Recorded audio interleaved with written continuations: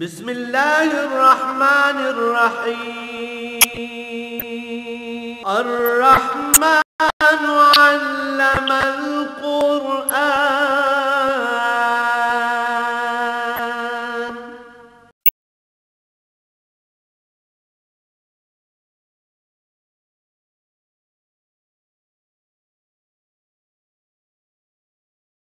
الحمدللہ رب العالمین والصلاة والسلام علی حبیبہ محمد وآلہ وصحبہ اجمعین۔ اعوذ باللہ من الشیطان الرجیم، بسم اللہ الرحمن الرحیم۔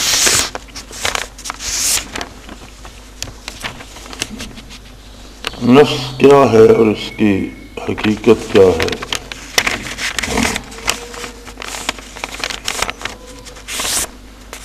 انسان کی تخلیق میں جب عناصر اربع ملتے ہیں تو ان کے ملنے سے نفس پیدا ہوتا ہے، اور چونکہ وہ پیدا ہی مادے کے مختلف عناصر کے جمع ہونے سے ہوتا ہے، اس لیے اس کی ساری توجہ مادی لذات کی طرف ہوتی ہے۔ تو مختلف درجے ہیں اس کے جو قرآن کریم نے بیان فرمائے ہیں۔ نفس امارہ برائی کا حکم کرتا ہے جب تک، جو میں نے پہلے عرض کیا تھا کہ بندے کو روح کا ادراک نہ ہو جائے اور روح کو حیات نصیب ہو، پھر روحانی لذات نصیب ہوں، جن میں سب سے بڑی لذت رضائے الہی ہے، اور وہ ایک ایسا ذریعہ ہے جو نفس کی خواہشات پہ غالب آتا ہے، بلکہ نفس کو بھی اس میں رنگ دیتا ہے، ورنہ نفس ہمیشہ ان النفس لامارۃ بالسوء، دنیاوی لذات میں وہ نیکی وغیرہ کو بھول جاتا ہے، ہر جائز و ناجائز طریقے سے خواہشات پوری کرنے کی آرزو کرتا ہے۔ لیکن جب ادراک ہوتا ہے کسی کو روحانی لذات کا اور اس کی روح زندہ ہوتی ہے، تو چونکہ روح عالم امر سے ہے اور نفس کا وجود مادے کی آمیزش سے ہوتا ہے، تو اس کی نسبت یہ بہت کمزور ہے۔ تو روح کا ادراک ہو جائے تو نفس لوامہ بن جاتا ہے، یعنی برائی پر شرمندگی محسوس کرتا ہے، ملامت کرتا ہے، اپنے آپ کو روکنے کی کوشش کرتا ہے۔ اور اگر اس سے ترقی نصیب ہو جائے تو نفس مطمئنہ، یہ 3 درجے قرآن حکیم نے اس کے بیان کیے ہیں۔ یا ایتھا النفس المطمئنہ ترجعی الی ربک راضیۃ مرضیہ، مطمئنہ ہو جاتا ہے تو پھر جب اللہ کی بارگاہ میں جاتا ہے تو وہ مطمئن ہوتا ہے اور اللہ کی رحمت کو پاتا ہے۔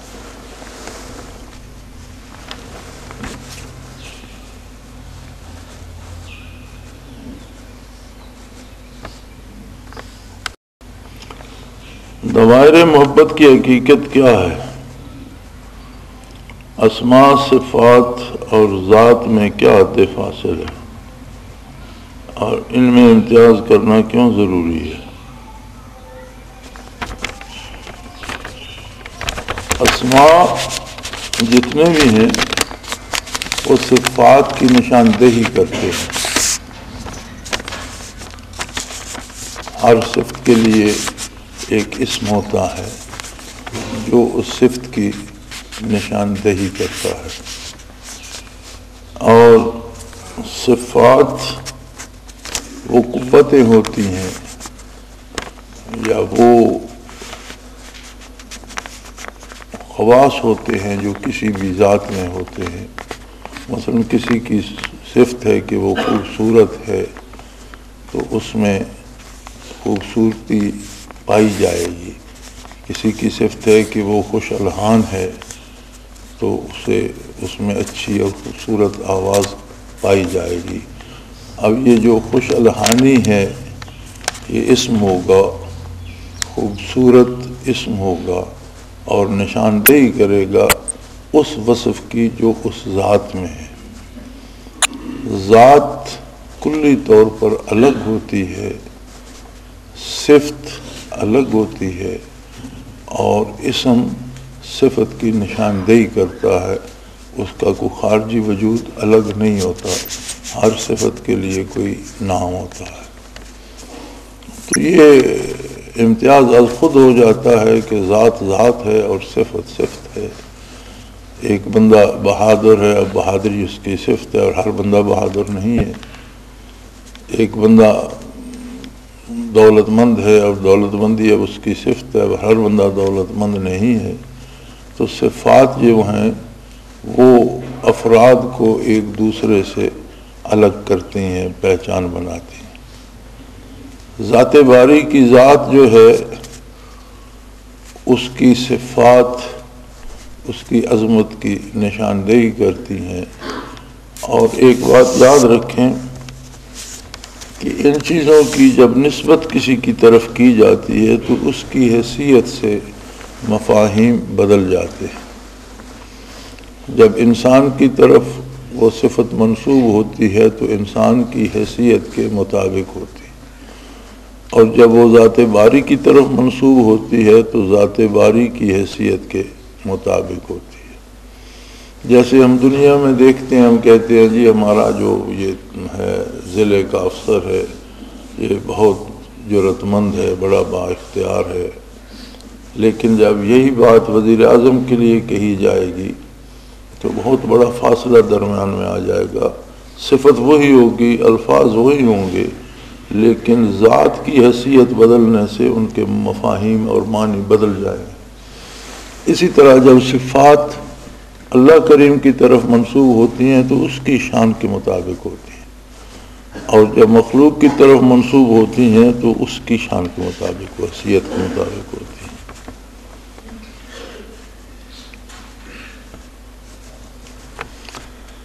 دیدار ذات باری کس منزل یا مراقبے میں ہوتا ہے اور اس کی کیفیت کیا ہوتی ہے؟ جس طرح اللہ جل شانہ کی ذات کی آپ کوئی تعیین نہیں کر سکتے، علم، عقل، خرد اور سمجھ سے اس کی ذات بالا تر ہے، اس لیے کہ وہ خالق ہے۔ ہمارا علم، ہماری سمجھ، ہمارا شعور، ہمارا ادراک سب کچھ مخلوق ہے۔ اب مخلوق جس چیز کو اپنے اندر سمو لے وہ تو خالق نہیں ہو سکتی،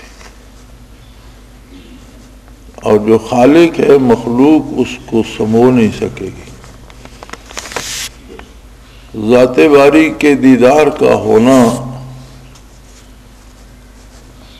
اور مراقبات کا ہونا، مراقبات کوئی مقصود نہیں ہوتے اور نہ مراقبات فی نفس ہی کوئی ان کی حیثیت ہوتی ہے۔ مختلف کیفیات کے بزرگان دین نے نام رکھ دیے ہیں، مقصد اللہ کی رضا اور قرب الہی ہوتا ہے۔ تو آخرت میں دیدار باری کا ہونا جو یقینی ہے، جس سے کافر ہی معروم رہے گا، لیکن دنیا میں اگر کسی کو اللہ جل شانہ کوئی تجلی کشفاً دکھا دے تو یہ اس کی ذات کا کرم ہے۔ کوئی ایسا عمل، کوئی ایسا مراقبہ، کوئی ایسی منزل نہیں ہے جو جس کے نتیجے میں ضرور اسے دیدار باری ہو، ایسا کبھی نہیں ہو سکتا۔ یہ ممکنات میں سے نہیں ہے۔ وہ چاہے جب چاہے جس پہ چاہے کرم کر دے۔ یہ چونکہ اللہ کی طرف سے انعامات اور ثمرات ہیں، اور ثمرات کے لیے کوئی بھی حد متعین نہیں کی جا سکتی۔ مراقبات فی نفس ہی مراقبات کی حیثیت نہیں ہے۔ اللہ جل شانہ کے قرب میں اور اللہ کی راہ میں، اللہ کے قرب کی تلاش میں جو مختلف کیفیات وارد ہوتی ہیں، ان کو بزرگان دین نے مختلف نام دے دیے ہیں۔ کراچی 1.5 کروڑ کی آبادی ہے، میرے خیال 1.5 کروڑ تو سرکاری تعداد و شمار ہوں گے، 3 کروڑ سے زائد لوگ بستے ہیں وہاں۔ بہت سی باطل قوتیں، سیاسی اور مذہبی جماعتیں ذکر اور اذکار اللہ کے پروگرام میں اس لیے رکاوٹ بن جاتے ہیں کہ ان کی اپنی شناخت ختم ہوتی ہے اور دہشت کا ٹارگٹ کلنگ وغیرہ کے ذریعے ہماری کمانڈ کو نقصان پہنچانے کی کوشش کرتے ہیں۔ اس کا بہتر لاہ عمل میرے بھائی بات یہ ہے کہ طریقے 2 ہوتے ہیں بات کرنے کے۔ ایک ہوتا ہے تنقید اور ایک ہوتا ہے تبلیغ۔ دین نے تنقید کو نہیں لیا، تبلیغ کو اختیار فرمایا۔ تبلیغ کا معنی یہ ہوتا ہے کہ جو کام اچھا ہے اس کی خوبی بیان کی جائے، اس کی اچھائی بیان کی جائے، بغیر پارٹی بنے، بغیر اسے ذاتیات میں لائے، بغیر کسی فرد پر تنقید کیے۔ اور اس کے بنیاد اس پر ہے کہ آدمی صرف باتیں نہ کرے، پہلے خود اس کا اصل تبلیغ یہ ہے کہ آدمی کا کردار اس بات کی وضاحت کرے، اس کا ملنا جلنا، اس کا لین دین، اس کا اٹھنا بیٹھنا، اس کی جو اپنی ذاتی زندگی ہے، وہ جس ڈگر پہ چاہتا ہے کہ لوگ اس ڈگر پہ چلیں، اس پہ خود گامزن ہو۔ دوسری بات یہ ہے کہ اپنی ذات کو درمیان سے نکال کر بات کرے۔ یہ ساری چیزیں اسوہ حسنہ میں ملتی ہیں۔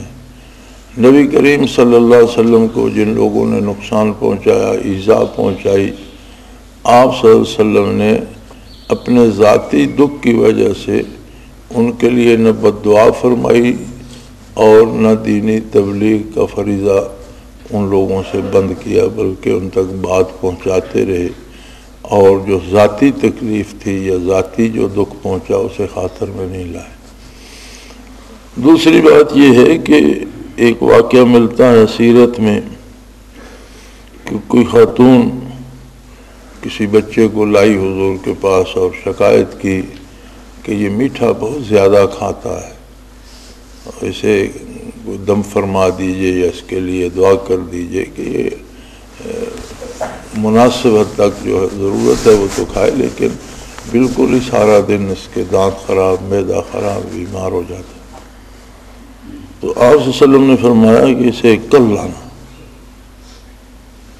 تو وہ دوسرے دن آئی تو حضور نے دم فرما دیا، اور اس نے کہا رسول اللہ آج آپ نے دم فرما دیا، کل نے فرمایا کل میں نے بھی میٹھا کھایا ہوا تھا۔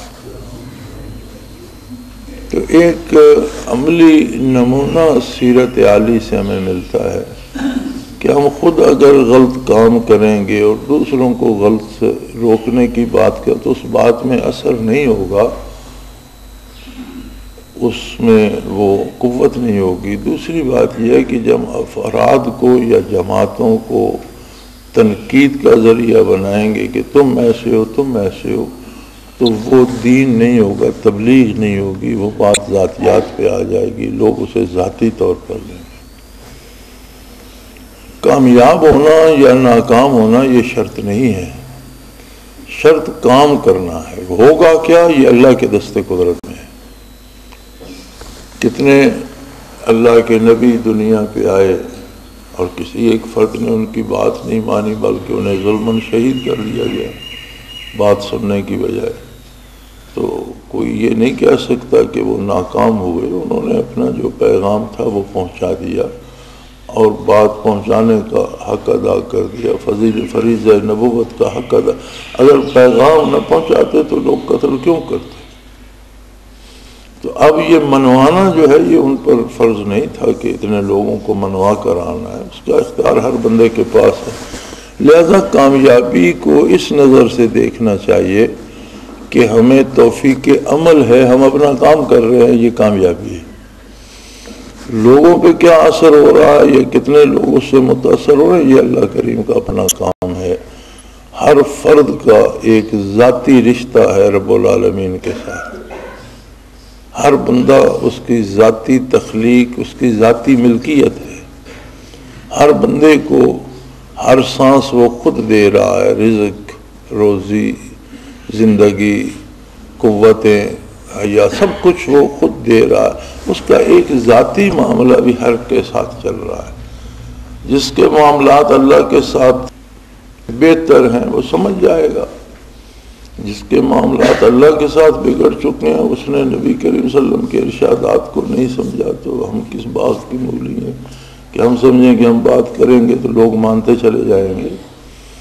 منوانا شرط نہیں ہے، پہنچانا شرط ہے، اور پہنچانے کا اصول یہ ہے کہ پہلے خود پورے خلوص کے ساتھ اس پر عمل کریں۔ اور حقیقی آپ کو صحابہ کرام کی زندگی میں کوئی چلے ملتے ہیں تبلیغ کے، کوئی لمبی تقریریں یا یہ جو جلسے ہم کرتے ہیں تبلیغی کوئی ملتے ہیں؟ کوئی لمبی تقریریں نہیں ملتی۔ خطبے جو جمعہ مبارک ہیں وہ بھی چھوٹے چھوٹے چند سطروں پہ، چند باتوں پہ وہ مشتمل ہوتے ہیں، وہ جہاں سے گزر جاتے تھے لوگ ایمان قبول کرتے جاتے تھے۔ ان کا کردار سب سے بڑی تبلیغ تھا۔ آپ کے سوالوں میں جان نہیں ہوتی اور یہ بالکل فضول سے ہوتے ہیں۔ آج کل کے زمانے میں مختلف فرقے ہیں، آپ سے کس نے کہا آج مختلف فرقے؟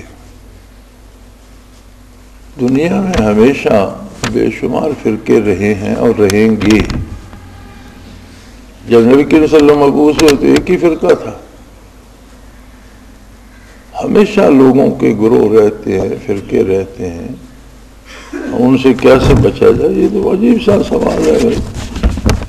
میں نہیں سمجھتا کہ جو لوگ باطل پر ہیں اور ان کے عقائد باطل ہیں، کردار باطل ہے، وہ اس پہ جمے ہوئے ہیں، اور جس کا یہ دعویٰ ہے کہ میں حق پر ہوں وہ پریشان ہے کہ میں کس فرقے سے بچوں۔ کا میری سمجھ میں سوال نہیں آیا۔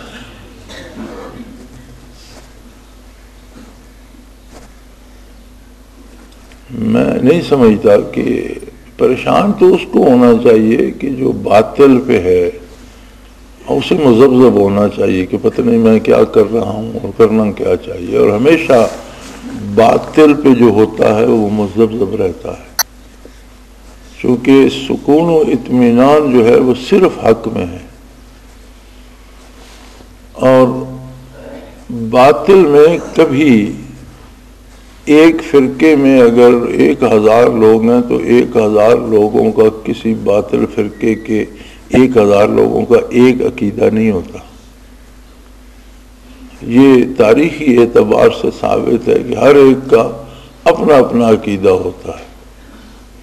ہمارے ساتھ ہندوستان میں ہندو ہیں، اور وہ میرے خیال ہے ان کے بہت سے چینل سیٹلائٹ پہ ایسے ہیں جو صرف ان کی مذہبی جو باتیں ہیں ان کو پھیلانے کے لیے مختص ہیں۔ وہ رات دن 24 گھنٹے ایک ہی کام کرتے رہتے۔ اس کے باوجود وہ ٹی وی چینل پہ کہہ رہے تھے، اگلے دن ایک بندے کا انٹرویو تھا تو وہ بتا رہا تھا کہ میں سب دیوی دیوتاؤں کا احترام کرتا ہوں لیکن میں پوجتا اپنے دیوتا کو۔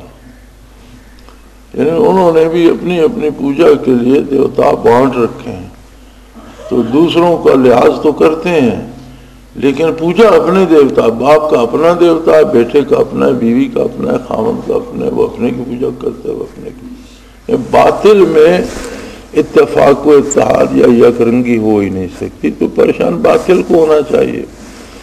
اگر آپ حق پر ہیں الحمدللہ، حق پر ہے تو پھر آپ کو تو مطمئن ہونا چاہیے، پریشان تو باطل کو ہونا چاہیے۔ رہی یہ بات کہ کسی غیر فرقے کے ساتھ باجماعت نماز پڑھ سکتے ہیں، غیر فرقے سے مراد اگر آپ کی قادیانی ہے تو آپ کیسے باجماعت نماز پڑھیں؟ اگر آپ کی مراد یہ دیوبندی بریلوی ہے یا اہل حدیث ہے تو یہ کوئی فرقے نہیں ہے۔ یہ فرعی اختلافات سے مولویوں نے چندے کے لیے فرقے بنا لیے ہیں۔ فروعی اختلافات جو ہیں وہ کوئی فرقہ بندی نہیں ہے۔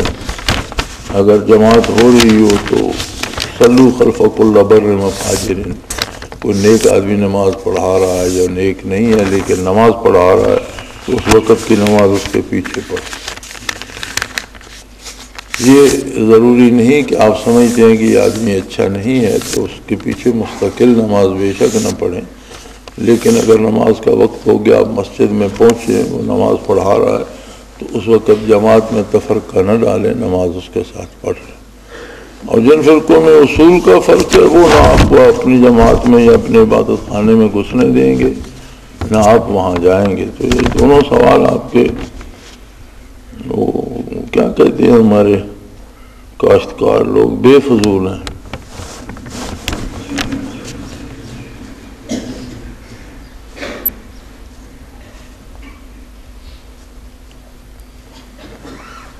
کوئی آدمی جب سے دنیا سے چلا جاتا ہے تو اس کا اپنے شیخ کے ساتھ تعلق کیسا ہوتا ہے اور کیا بعد میں اس کی روحانی ترقی ہوتی رہتی ہے، اگر ہے تو کیسے؟ بات یہ ہے کہ دنیا میں تو جو تعلق ہے اس کا صرف دعویٰ ہوتا ہے، اس کی حقیقت سامنے نہیں آتی، حقیقت حال سے اللہ واقف ہوتا ہے۔ ہم دعویٰ کرتے ہیں رشتے کا، تعلق کا، لیکن اس کی کتنی اس میں جان ہے یہ سامنے نہیں آتی۔ تو جب دنیا سے رخصت ہوتا ہے اور یہ جسم کے حجابات، مادی حجابات ہٹتے ہیں تو پتہ چلتا ہے کہ میرا تعلق تھا کتنا، حقیقت کیا ہے۔ دنیا میں تو ہم نے دیکھا ہے، حضرت رحمۃ اللہ علیہ کے ساتھ کئی بار دیکھا ہے کہ بڑے قریبی ساتھی تھے، ایک لڑکا وہ سے پڑھتا بھی تھا، پھر میں خیال اس زمانے میں 18,000 روپیہ قرض لیا حضرت سے اور کھا گئے۔ یعنی تعلق شیخ ہونے کا بھی تھا، استاد ہونے کا بھی تھا، اور وہ اتنا کمزور تھا کہ اگرچہ اس زمانے میں 18,000 بڑی رقم تھی، 10-11,000 کی ٹویوٹا کی نئی گاڑی آتی تھی جو اس زمانے میں تھی، 11-11,500 کی نئی آتی تھی، تو 18,000 حضرت سے قرض لیا اور پھر وہ سارے تعلقات اس 18,000 پہ قربان ہو گئے۔ حضرت مانگتے رہے اور وہ کھا بھی گئے، نہیں دیا۔ تو برزخ میں جا کر مادی حجابات ہٹ جاتے ہیں تو تعلق کی نوعیت جو ہے وہ سامنے آ جاتی ہے۔ رہی یہ بات کہ ترقی کیسے ہوتی ہے، یہ تو ہر بندہ مومن جو صاحب نجات ہے اس کی جو کیفیات ہیں، مقامات میں تبدیلی نہیں ہوتی، مقام وہی رہتا ہے جس پہ مرتا ہے، کیفیات میں، لذات میں ہر آن ترقی ہوتی رہتی ہے۔ ہاں کوئی بڑی اولو العزم لوگ ہوں یا کسی کا رشتہ بڑا مضبوط ہو اور اسے توجہ دے کر مراقبات آگے کرائے جائیں، جس طرح ایصال ثواب کیا جاتا ہے اسی طرح توجہ دے کر مراقبات بھی کرائے جا سکتے ہیں، لیکن یہ کوئی عمومی بات نہیں ہے اور کوئی اس کی کوشش بھی نہیں کرتا، الا ماشاء اللہ، اللہ کسی کو دینا چاہے تو کرا دے تو الگ بات ہے۔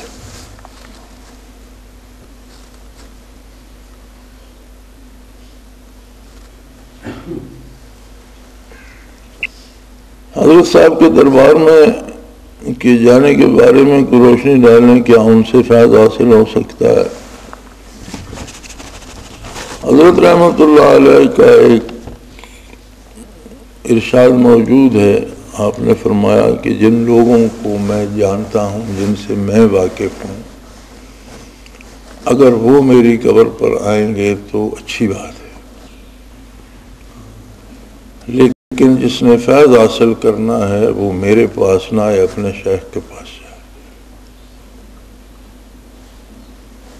وہ بھی جنہیں حضرت فرماتے ہیں میں جانتا ہوں، وہ بھی اگر جائیں گے تو وہ بھی ایک انس حاصل ہوتا ہے، انہیں بھی برکت نصیب ہوتی ہے، لیکن فیض انہیں بھی نہیں مل سکتا۔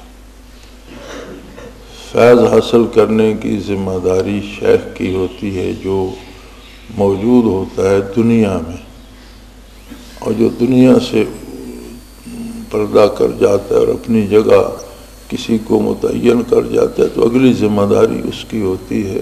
ہمارے ساتھ ایک ساتھی ہوتے تھے، وہیں کے چکرالہ کے رہنے والے تھے، خان زمان ان کا نام تھا، اچھے تکڑے زمیندار تھے،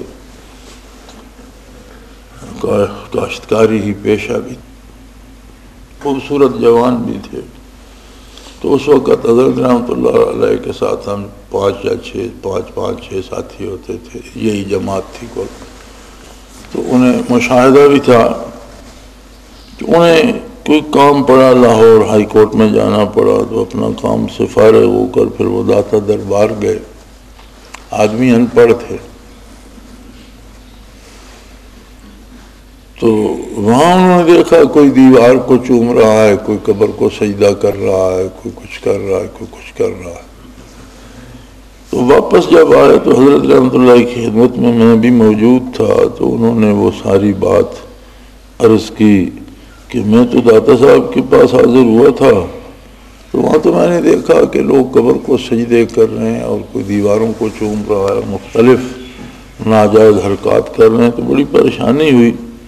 تو میں نے داتا صاحب سے عرض کیا کہ حضرت آپ نہیں دیکھ رہے کہ یہ لوگ کیا حرکتیں کر رہے ہیں اور آپ انہیں منع نہیں کرتے؟ تو فرمایا، اس نے عرض کیا حضرت کو کہ داتا صاحب مسکرائے اور مجھے فرمایا کہ یہ میری ذمہ داری نہیں ہے، یہ تم لوگوں کی ذمہ داری ہے، مجھے اس سے کیا۔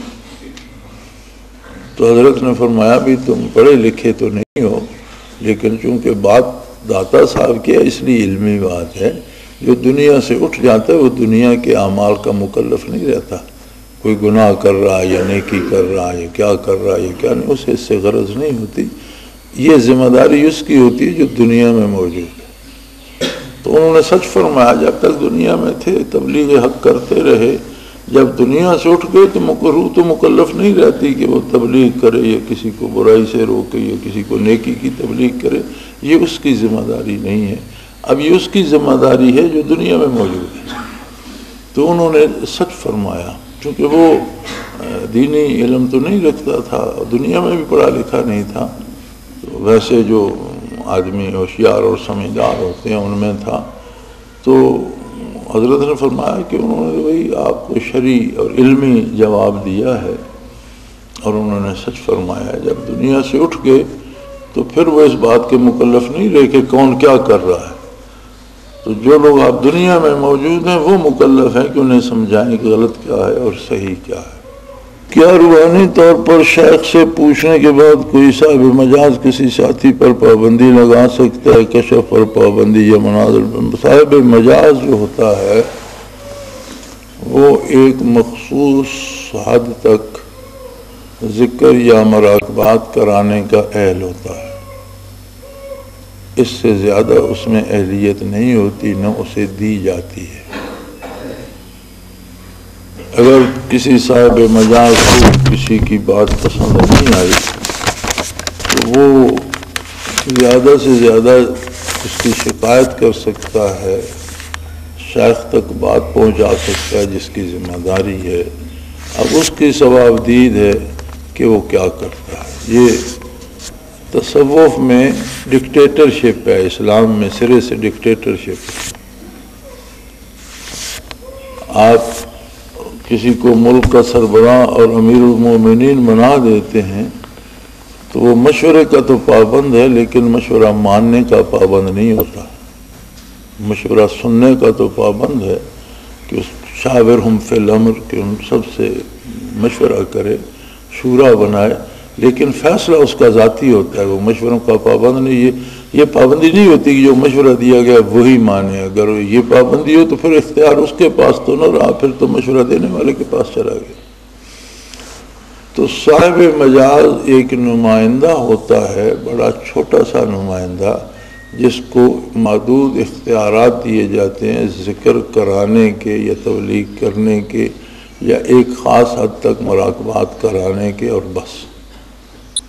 دوسری بات یہ ہے کہ عمل شریعت پر ہوگا، اور یہ جتنے لوگ یہ بتاتے ہیں، میں نے پچھلے دنوں ایک خط تھا گجرانوالے سے کہ وہ فلاں بندے نے کہا، میں نے دندے والے شاہ صاحب سے پوچھا تم یہ کاروبار نہ کرو۔ پہلی بات تو یہ ہے کہ جس بندے نے یہ کہا میں جانتا ہوں اسے سرے سے مشاہدہ ہوتا ہی نہیں، اسے لطائف کے انوار بھی نظر نہیں آتے۔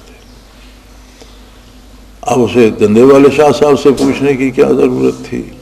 اور دندے والے شاہ صاحب کو کیا ضرورت ہے کہ جو صدیوں پہلے گزر چکے ہیں وہ آج کسی کی وہ گڑ کی دکان ہونی چاہیے یا کھل کی ہونی چاہیے اس کا فیصلہ کرتے پھرتے، انہیں کیا ضرورت ہے؟ تو اس نے ایسا کیوں کیا؟ اس نے ایسا اس لیے کیا کہ دوسرا کاروبار جو چاہتا تھا وہ کرے، اس میں اس کی اپنی کچھ چیزیں بکتی تھیں، اسے پیسے آتے تھے۔ تو اس طرح کے لوگ رہتے ہیں، جب جماعتیں بڑھتی ہیں تو لوگ رہتے ہیں جو بظاہر تو بڑے طالب بنے ہوتے ہیں اللہ کے، لیکن جماعت سے بھی دنیاوی فوائد حاصل کرنا چاہ رہے ہوتے ہیں۔ کوئی غریب آ جائے تو اسے کوئی پوچھتا نہیں، کوئی بڑا آدمی آ جائے تو اس کے بہت سے ساتھی جماعت میں کوئی اسے ذکر کرا رہا ہے، کوئی اسے باتھ روم دکھا رہا ہے، کوئی اسے کھانے پہ ساتھ بٹھا رہا ہے۔ تو یہ باتیں تب تک رہتی ہیں جب تک لوگ محض دکھاوے کے لیے جماعت میں ہوتے ہیں، حقیقتاً دل دنیا ہی کی طرف لگا ہوا ہوتا ہے۔ اور یہ بات تب جا کے ختم ہوتی ہے کہ جب یہ اثر ختم ہو جائے، کسی بندے سے کسی چیز کی توقع نہ رہے۔ الحمدللہ اللہ کا احسان ہے کہ یہ ادارہ کروڑوں کی تعمیر کا مظہر ہے، نظر آ رہا ہے، لیکن بنیاد سے لے کر آج تک الحمدللہ نہ اس کی کوئی رسید چھپی ہے، نہ کسی نے کسی سے چندہ مانگا ہے، اور نہ کسی کو خبر ہے کہ کسی نے کیا ڈونیٹ کیا ہے۔ کوئی کرتا ہے اس کی مرضی ہے، نہیں کرتا اس کی مرضی ہے، وہ دیتا ہے تو اللہ کے لیے دے رہا ہے، اللہ اسے جانتا ہے۔ اور نہ مجھے علم ہوتا ہے، نہ میں یہ جاننے کی کوشش کرتا ہوں کہ کس نے کیا دیا۔ ابھی آپ یہاں ہیں، اخراجات ہو رہے ہیں، لنگر چل رہا ہے، اللہ کرتا اس کا پورا بھی ہو رہا ہے، کبھی کم ہو جاتا ہے، کبھی بچ جاتا ہے، لیکن کوئی نہیں پوچھتا کہ کم کیوں ہوا، کوئی نہیں پوچھتا کہ بچ کیوں گیا، کس نے زیادہ دے دیا یا کس نے کم، کوئی نہیں پوچھتا، اس لیے کہ یہ اللہ کا نظام ہے اور اللہ خود چلا رہا ہے۔ اب جس کو جو نصیب ہے، توفیق ہے، جس سے جو لیتا ہے لیتا ہے، جو نہیں لیتا نہیں لیتا۔ وہ پچھلے دنوں ساتھیوں نے ادھر وہ سکرین لگا دی، اب وہ 1,25,000 روپے اس پہ خرچ آیا، تو خواتین مجھ سے پوچھ رہی تھی کہ یہ کس نے دی؟ میں نے کہا یہی تو یہاں عجیب بات ہے کہ یہاں کسی کو پتہ نہیں ہوتا کس نے، اللہ نے دی اور کس نے دی۔ مجھے کیا ضرورت ہے کہ میں پتہ کر دوں؟ کوئی میرے لیے دی ہے؟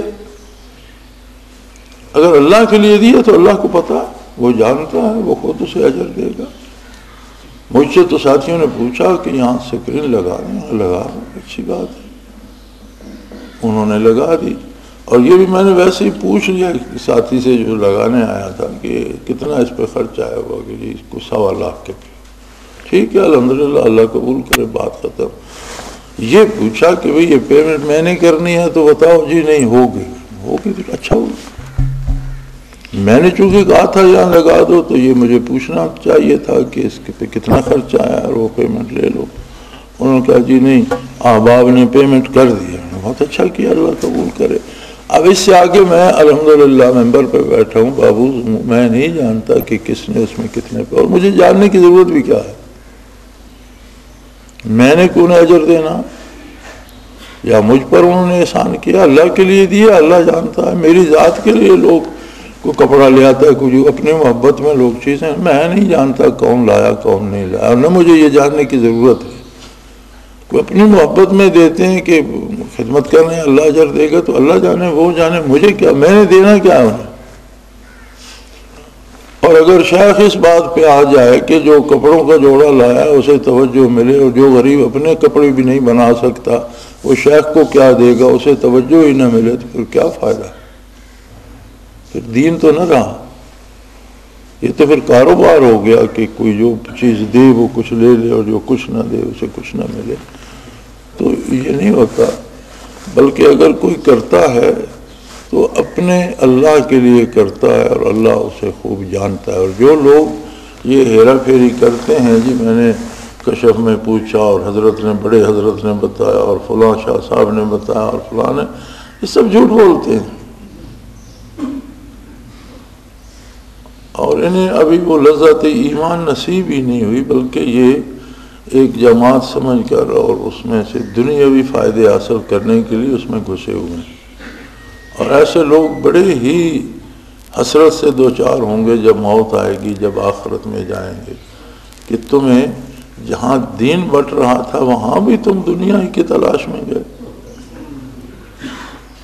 جب یہ پوچھا جائے گا نا کہ جہاں حقیقتاً دین بٹ رہا تھا، محبت الہی کے چشمے ابل رہے تھے، عشق رسول کی بات ہو رہی تھی، وہاں بھی تم دنیا ہی تلاش کرنے گئے۔ بدبختو، دنیا تو بازار میں مل جاتی ہے، دنیا تلاش کرنے کے لیے تو اللہ کے گھر جانے کی کیا ضرورت؟ جو اللہ کو نہیں مانتے بازار سے وہ بھی سمیٹ رہے ہیں، دنیا تو بازار میں رکھ دی ہے اللہ نے، کافر بھی سمیٹ رہے ہیں، تو تم وہاں بھی یہی لینے گئے۔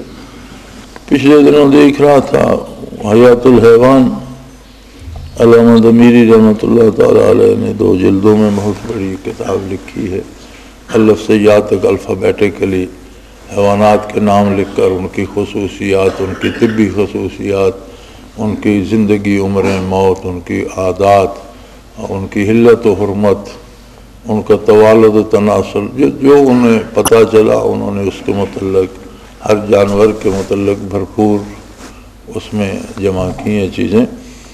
تو عالم ہیں اور بڑے وسیع المطالعہ آدمی ہیں، تو کہیں وہ جانور سے آگے جب قصہ چلتا ہے تو کئی واقعات بیان کرتے چلے جاتے ہیں، تو 2 3 صفحے مختلف واقعات بیان کرتے چلے جاتے ہیں، بات جانور سے شروع ہوتی ہے تو دور نکل جاتی ہے۔ تو ایک واقعہ انہوں نے اس میں نقل کیا، کسی آدمی کا، اس کا نام لے کر لکھا، فلاں آدمی جو تھا اس کا فلاں دوست تھا اور وہ مر گیا، تو اس کا دوست اس کی قبر پہ جا کر تلاوت کیا کرتا تھا قرآن کریم کی۔ تو ایک دفعہ رات وہ دوست کو خواب میں آیا اور اس نے کہا خدا کے لیے میری قبر پہ تلاوت کرنا بند کر دو یا نہ آیا کر۔ تو اس نے کہا میں تو ایصال ثواب کے لیے تلاوت کرتا ہوں، آپ کو ثواب پہنچانے کے لیے، اور قبر پر جا کر پڑھتا ہوں کہ انوارات و برکات وہاں نازل ہوں گے۔ تو اس نے کہا جو آیت تم پڑھتے ہو نا وہ میرے سر میں اتنے جوتے مار کر پوچھتے ہیں کہ یہ دنیا میں نہیں سنی تھی، یہ آیت تم نے دنیا میں نہیں سنی تھی، وہاں کیا کرتے رہے؟ اور مجھے روزانہ بڑے جوتے پڑتے ہیں، کم از کم یہ سزا تو مجھے نہ ملے اگر تم نہ ہو۔ تو یہ لوگ جو اس طرح کے کشف کرتے ہیں یا ساتھیوں سے خدمت کروانے کے لیے روک دیتے ہیں، تمہاری ذکر بند کرا دوں گا، تمہارے مراقبات روک دو، یہ کرنا، سب بکواس ہے۔ اور خود یہ لوگ محروم القسمت لوگ ہوتے ہیں، دنیاوی ہیلہ بازیوں کے لیے اس طرح کے کشف مشاہدے کرتے رہتے ہیں۔ اور میں تقریباً ہمیشہ ہی اس سے منع کرتا رہتا ہوں، منع ہی کر سکتا ہوں، اس سے زیادہ تو میرے بس میں نہیں ہے۔ تو لوگوں کو خود سمجھنا چاہیے، لوگوں کو جو اللہ کی طلب کے لیے آتے ہیں کم از کم وہ اللہ کو مانے تو صحیح، اپنے صورتحال کی امید اللہ سے وابستہ تو کریں۔ آپ پھر کسی نہ کسی جگہ پھنس جاتے ہیں، کیا فائدہ؟ جب اللہ نے سب کچھ کرنا ہے اور آپ اللہ کو مانتے ہیں تو پھر بات ختم ہو گئی، پھر کسی کی اس کی ضرورت کیا ہے؟ شریعت واضح ہے۔ آپ زیادہ سے زیادہ پوچھنا چاہتے ہیں تو یہ پوچھیں کہ میں یہ کام کرنے لگا ہوں، اس طریقے سے کرنے لگا ہوں، یہ شرعاً جائز ہے کہ نہیں؟ بات ختم ہو گئی۔ اس میں کسی کشف کی اور کسی مشاہدے کی کیا ضرورت ہے؟ اور ایک بات یاد رکھ لیں کہ جو لوگ دنیا سے گزر جاتے ہیں ان کے پاس فرصت نہیں ہوتی کہ وہ دنیا امور میں مشورے دیتے پھر، کیونکہ دنیا سے جانے والا القبر میں روضۃ من ریاض الجنہ و حفرۃ من حفر النیران و کما قال رسول اللہ صلی اللہ علیہ وسلم، قبر یا جنت کے باغوں میں سے باغ ہے یا دوزخ کے گڑھوں میں سے ایک گڑھا۔ اب خدا نہ خواستہ مرنے والا دوزخ میں پھنس گیا تو اسے مشورے دینے کی فرصت وہاں کون دے گا؟ اور اگر اللہ کی بخشش سے بخشا گیا یا بلند منازل پہ چلا گیا تو جتنا اوپر جائے گا اتنا ادھر مصروف ہوگا یا دنیا کے مشورے دے۔ اسے کیا ضرورت ہے کہ وہ جنت کی نعمتیں چھوڑ کر پھر دنیا کے بکواس اپنے گلے ڈال لے؟ یعنی دونوں صورتوں میں کوئی بات سمجھ نہیں آتی۔ میں ڈلوال میں پڑھاتا تھا سکول میں، تو سکول کے ساتھ ایک مسجد تھی، بنی ہوئی بڑی خوبصورت تھی، چونکی عمارت تھی۔ اس کے سین میں ایک دو قبریں بھی تھیں، کسی عالم کی یا کسی بزرگ کی یا کسی امام کی میں نے پوچھا نہیں، تحقیق نہیں کی۔ تو وہاں نمازی کم ہوتے تھے، اس جگہ آبادی اب شاید زیادہ سکول سے بھی آگے نکل گئی، اس جگہ آبادی کم تھی، دوسری مساجد میں نمازی زیادہ ہوتے تھے، وہاں کم ہوتے تھے۔ تو کچھ دیوبندی تھے، کچھ بریلوی تھے، وہاں یہ بڑا ان کا مقابلہ رہتا تھا دیوبندی بریلویوں کا۔ اب بریلوی اس قبر پہ رات کو دیے جلاتے، دو چار جو تھے، اور جو دیوبندی دو چار تھے وہ انہیں روکتے۔ تو بندے تو 5-7 ہی تھے، لیکن ان کا جھگڑا چلتا رہتا تھا۔ تو میرے پاس ایک دن آ گئے کہ جی آپ یہ ہمارا جھگڑا ختم کر دیں، یہ روز چخ چخ بک بک ہوتی ہے مسجد میں، اور مسجد کے سین میں قبر ہے ایک طرف، تو اس کا کیا کیا جائے؟ تو میں نے کہا یار مجھے پہلے ایک بات بتاؤ کہ تمہارا کیا خیال ہے کہ اس قبر میں جو بندہ دفن ہے یہ جنتی ہے یا دوزخی ہے؟ نہیں ولی اللہ تھا جی، اللہ کا بندہ ہے۔ میں نے کہا بھئی اگر دوزخی ہو تو اس کی تو قبر آگ سے بھری ہوئی ہوگی، اوپر آگ جلانے کی کیا ضرورت ہے؟ اسے تو خود اس میں خود کفیل ہے، اس کے پاس تو بہت آگ ہوئی۔ اور تم کہتے ہو کہ جنتی ہے، اللہ کرے جنتی ہو، تو جس کی قبر میں جنت کا نور اور روشنی ہے اس پہ یہ بدبودار دیا جلانے کی کیا ضرورت ہے؟ اسے اس سے کیا، اس کا کیا بھلا اس سے ہوگا؟ یہ تو جب یہ تارا میرا کا تیل جلتا ہے تو دھواں چھوڑتا ہے، اپنی سمیل چھوڑتا ہے، تو اس کے پاس جنت کی خوشبو ہوگی تو اسے اس کی کیا ضرورت ہے؟ تو تم اگر یہ جلانا ہی چاہتے ہو چراغ تو اندر مسجد میں جلا دو، یہ جو تیل خرچ کرتے ہو، یہ دیے منگاتے ہو مسجد میں رکھ دو، یا کسی مدرسے میں دے دو، طالب علموں کو پڑھنے کے رات کی روشنی کے کام آئے گا، کسی غریب کو دے دو جس کے گھر میں دیا نہیں جلتا، اس کو جلانے کے جو کسی ضرورت مند کو دے دو۔ تو اسے تو دونوں صورتوں میں دیے کی ضرورت نہیں ہے۔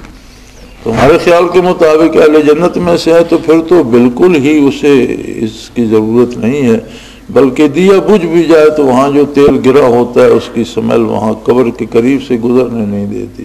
تو یہ تو ویسے ہی بے ادبی ہے اس کی قبر کی، اور خواہ مخواہ تم وہاں گند پھیلا رہے ہو، جہاں جنت کی خوشبوئیں ہیں اس کے پاس تم وہاں کیوں کر رہے ہو؟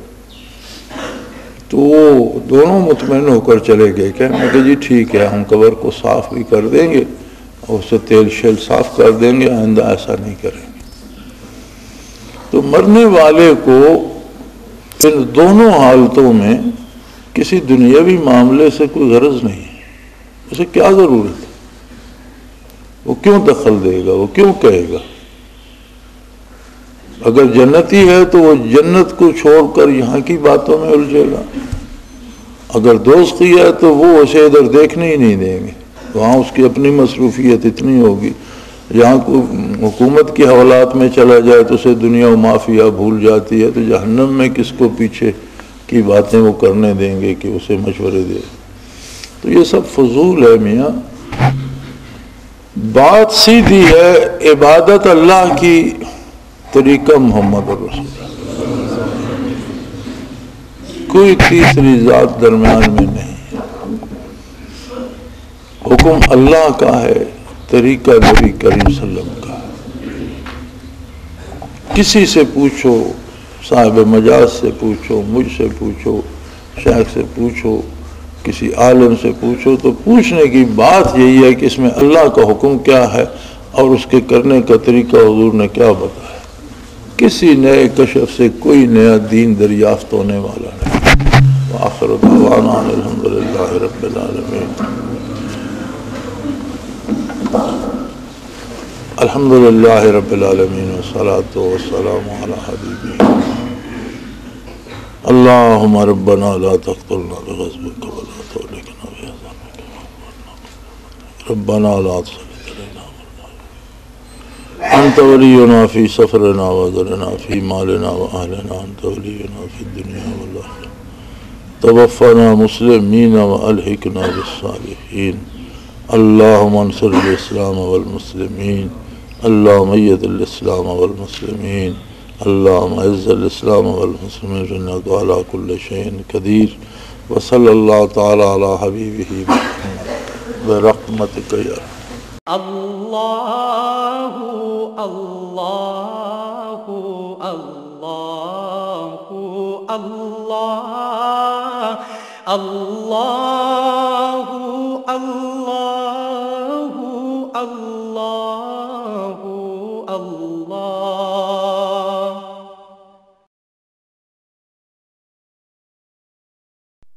حضرت امیر محمد اکرم آوان مد ذلہ العالی دارالعرفان منارہ ضلع چکوال میں سالہ سال سے قرآن و حدیث کے اوپر خطابات کر رہے ہیں اور سلسلہ نقشبندیہ اویسیہ کے مطابق لوگوں کو ذکر الہی کی تربیت دے رہے ہیں. وہ قرآن پاک کی تفسیر ترتیب وار بیان کر رہے ہیں. تفسیر قرآن کو وہ موجودہ ملکی اور بین الاقوامی حالات کے مطابق بیان کرتے ہیں. موٹر وے سے کلر کہار کے انٹرچینج سے نکلتے ہوئے کلر کہار کی جھیل سے ہوتے ہوئے میانی، بوچھال اور نورپور سے گزرتے ہوئے دارالعرفان منارہ پہنچ سکتے ہیں. حضرت امیر محمد اکرم آوان نے بچیوں اور بچوں کی دینی اور دنیاوی تعلیم کے لیے سقارہ اکیڈمی کے نام سے ایک درسگاہ بھی قائم کی ہے، جس کا افتتاح ملک پاکستان کے صدر جنرل محمد ضیاء الحق نے اپنے دست مبارک سے کیا تھا. وہ تمام احباب جو اسلام کی طلب رکھتے ہیں ان سے گزارش ہے کہ دارالعرفان منارہ ضلع چکوال میں امیر محمد اکرم آوان صاحب کے خطابات سے مستفید ہوں. وہ ہر جمعے کو نماز سے پہلے بیان فرماتے ہیں. ہر ماہ کی پہلی اتوار کو ماہانہ اجتماع ہوتا ہے جس میں آپ خصوصی خطاب فرماتے ہیں اور پاکستان کے چاروں صوبوں سے احباب اس اجتماع میں شرکت کرتے ہیں. اس کے علاوہ یہاں سال میں 2 مرکزی اجتماعات بھی ہوتے ہیں. ایک رمضان المبارک میں اعتکاف کا اجتماع اور دوسرا جولائی اور اگست میں 40 دن کا اجتماع ہوتا ہے جس میں روحانی تربیت کی جاتی ہے. اپنا خون سیماب دے کر اتنا ہم کر جائیں گے، نام آقا کا چمن میں پھر رقم کر جائیں گے.